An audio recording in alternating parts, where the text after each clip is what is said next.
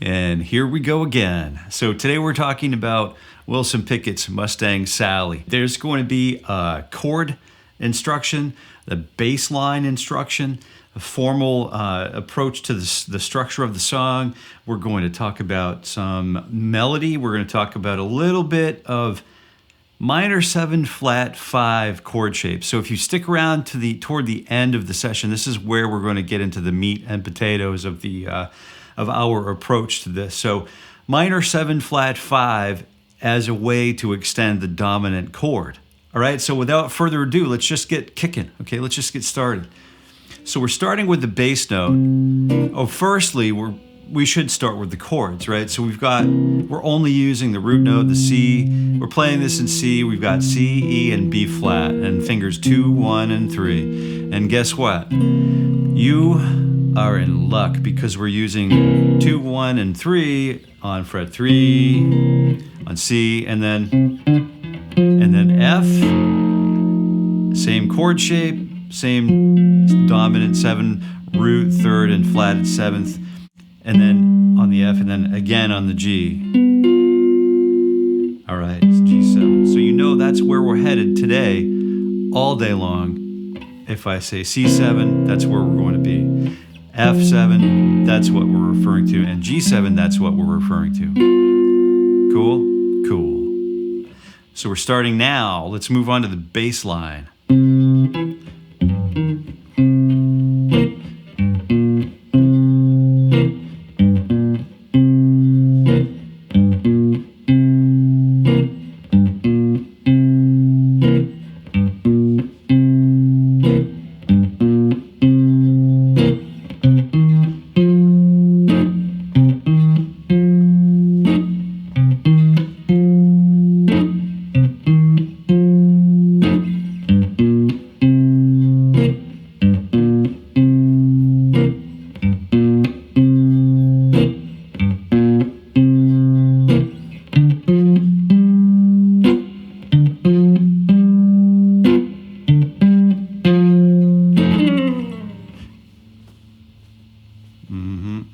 And then we'll go back to C. All right, but really it's a...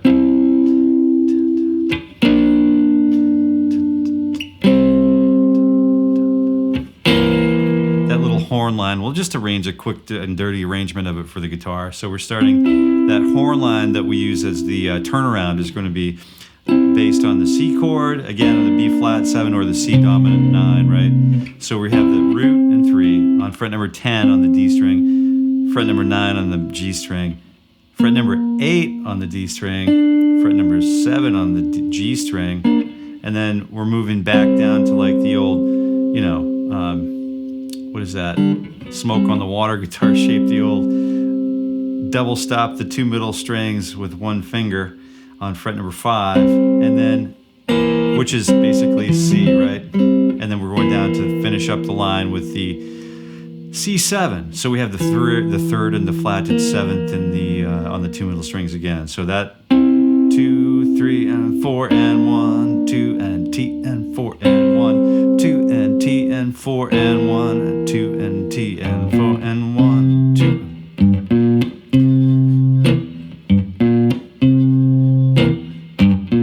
Okay, so let's talk quickly about how this bass line works. So we're going to punch on downbeat on 1, 1, 2, and then we're letting the bass note ring here for as long as we can until we get to the chord stab.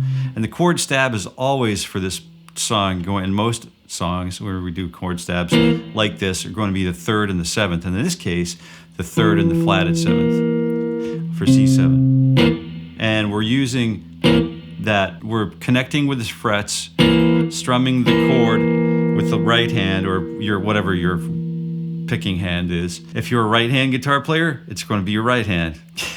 So there's that, and then we can break the connection with the fretboard by just simply lifting our left hand fingers off of the fretboard and disconnecting the strings from the frets, but not lifting the fingers completely off the strings because we get that undesired open string sound for this particular technique. So it's a practice of a downstroke and then slowly remove your fingers from the fret. Actually, you're slowly removing the strings from being depressed down far enough to be connecting with the fretboard. Okay, so you got that. Now we need to change gears a little bit and get that root note moved down to the 5th degree of the scale, flatted 7th degree of the scale, or of the chord, and then back up to the root note. And if you wanted to, you could reach your first finger back to fret number 1, and then just keep yourself in that same position. I like to get kind of lazy about it and just kind of break that position, because it gives me a chance to really depart from this this area, that especially after that chord stab. Okay, now what we do this for the bass line on the F chord is exactly the same thing, only on 8th fret or 6th position. Okay, and then we anticipate getting back to the C by walking down to the pickup notes a little early. We're going to anticipate the G by walking up there a little bit early.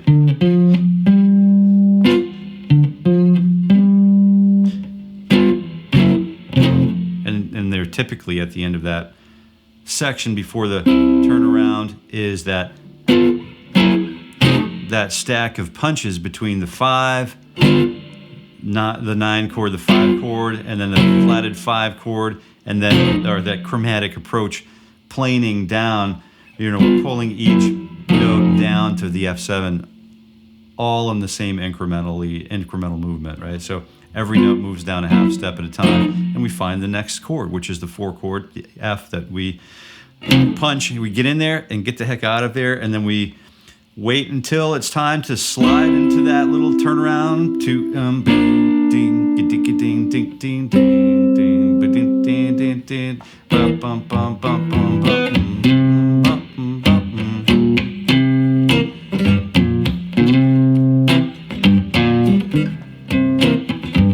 Okay, now you're wondering a little bit about soloing over that. So you could always use minor pentatonic, and you can blanket that C minor pentatonic over the entire thing.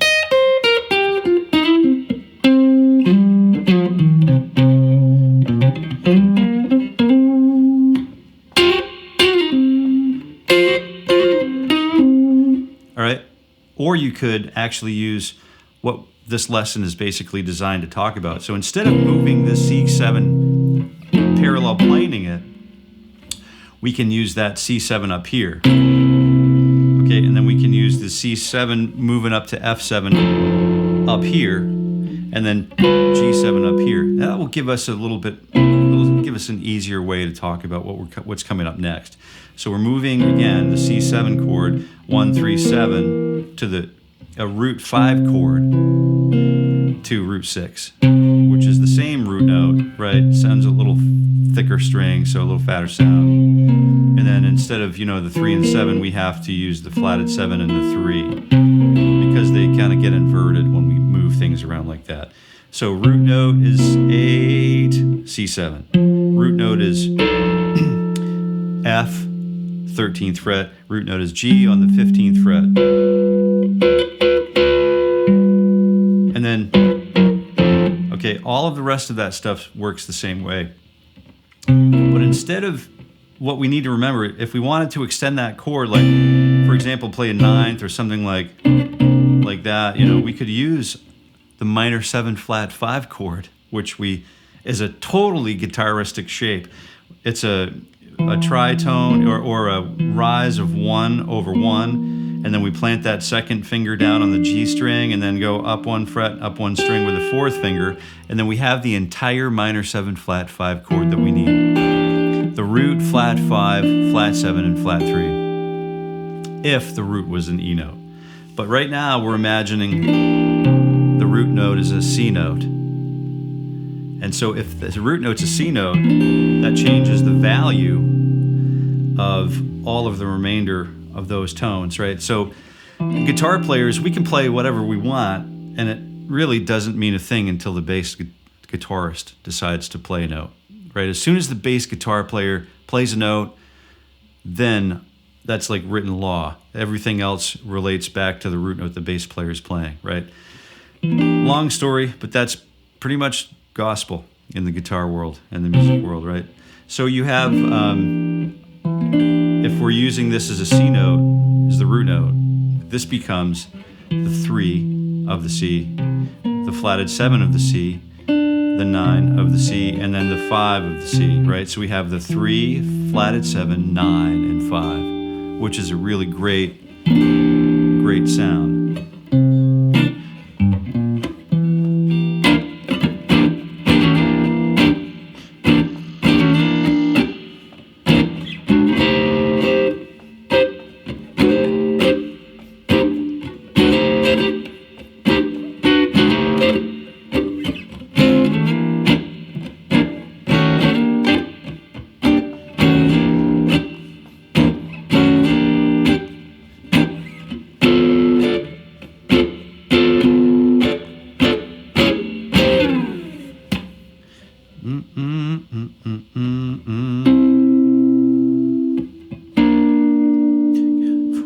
And you get the rest of it from here. All right. So the rest of this happens like, well, I guess the rest of it unfolds like we can, instead of just playing the chord, right, we can also use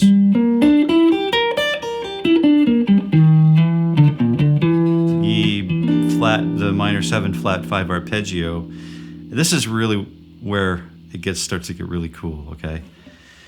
So that minor 7 flat 5 arpeggio, instead of playing C,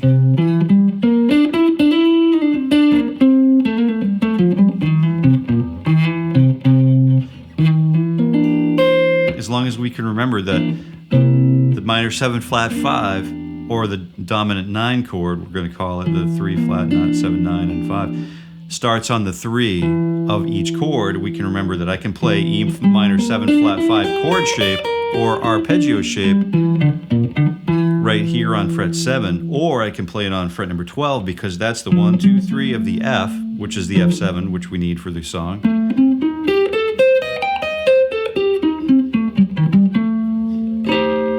And then for the 5 chord, I can remember that we had the G chord right here. I also have a G chord here. I could play that 1, 2, 3, as long as I start the minor 7 flat 5 chord and or arpeggio from the 3 of the chord of the dominant 7 chord. It will function as an extension, extending the chord sound to a 9th, which works perfectly with this Pickett song, with this Mustang Sally song.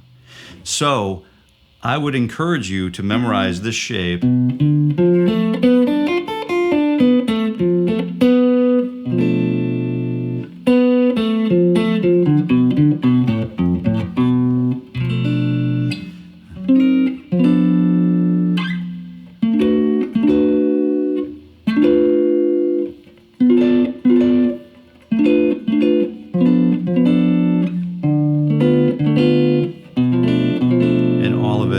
Arpeggios across the guitar neck.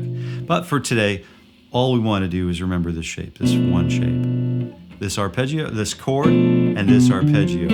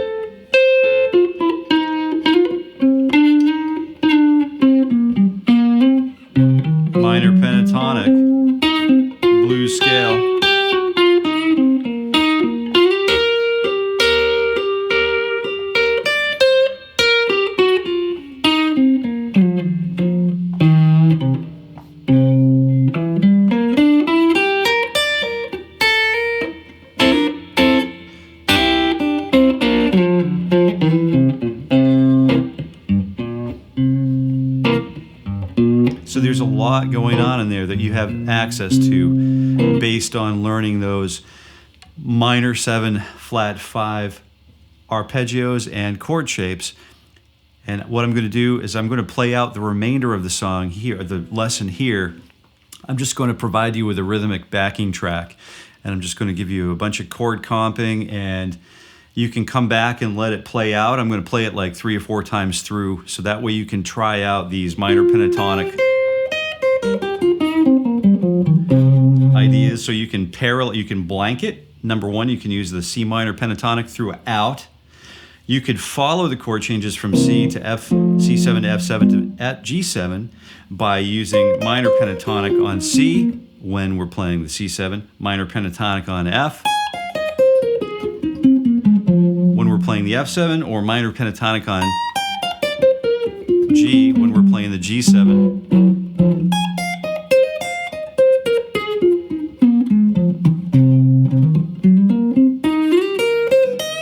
And everywhere we play the minor pentatonics, we could include it. We could also substitute the blues scale, which is 1, flat 3, 4, flat 5, 5, flat 7, and then 1. 1, flat 3, 4, flat 5, 5, flat 7, and 1. Flat 3, and then 1. Okay?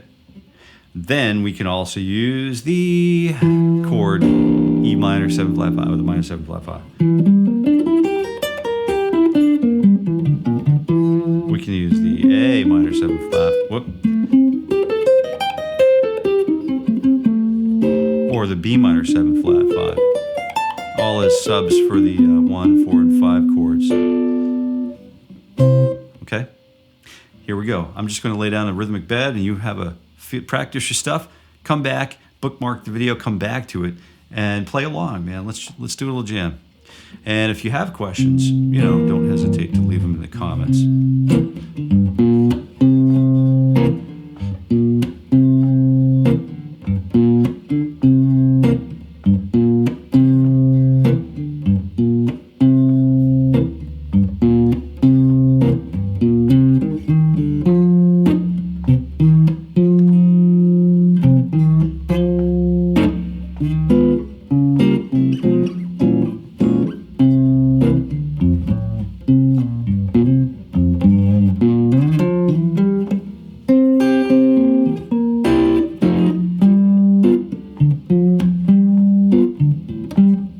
If I'm messing you up, just go ahead and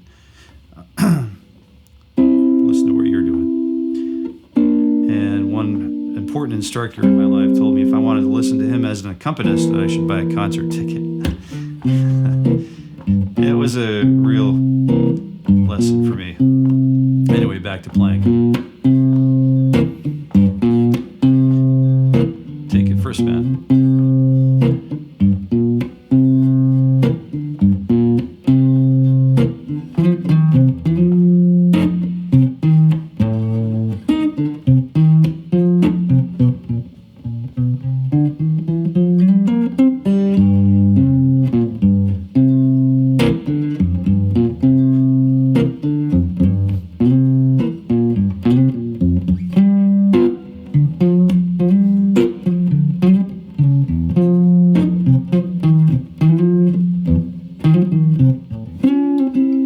Here we go.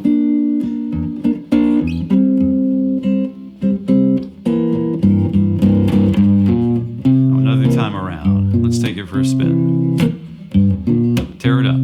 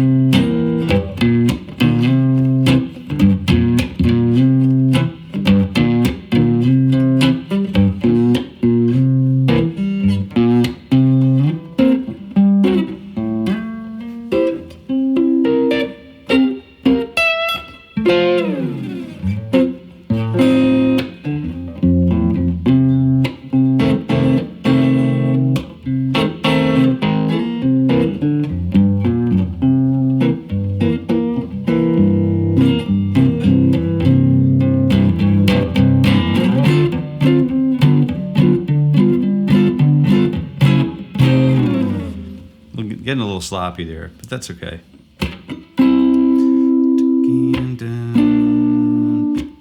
Down, 2, 3, 4, and 1. All right, so that's where we're going to leave it today. If you have questions, feel free, please, to leave them in the comments below. And if you actually work out something really cool, I would encourage you to record yourself playing some of those minor pentatonic licks. If you develop anything cool that you like, that you would like to share, videotape yourself and share them right here on YouTube on your channel and hashtag them, like hashtag minor 7 flat 5, like hashtag, and then spell the word MINOR and then the number 7 and then a B, like a lowercase b, and then a 5.